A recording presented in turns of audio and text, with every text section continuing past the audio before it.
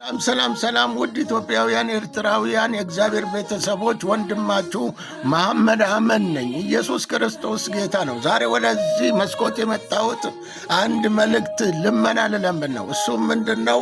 ይሄ ፕላትፎርም ወንጌል የሚሰራበት ፕላትፎርም ነውና እናንተም ደግሞ በዚህ ፕላትፎርም ይሄ ወንጌል ለብዙዎቹ እንዲደርስ ለብዙዎች መድረስ እንድንችል የእናንተ እገዛ ያስፈልጋልና በእጃችሁ ሼር፣ ኮፕሊንግ፣ ዱዊት፣ ላይክ፣ ፎሎ እያደረጋችሁ መልካም እጃችሁን ዘርጉን እላለሁ። ኢየሱስ ክርስቶስ ጌታ ነው። ይህን በማድረጋችሁ ወንጌል አብረን ሰራን ማለት ነው። ኢየሱስ ክርስቶስ ያድናል። ይህን ስለምታደርጉ ደግሞ ተባረኩ። ይህንን የምታደርጉበት እጃችሁ በኢየሱስ ስም የተባረከ ይሁን።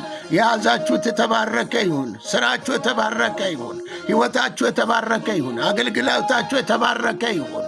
መውጣት መግባታችሁ የተባረከ ይሁን። በኢየሱስ ስም ተባረኩ።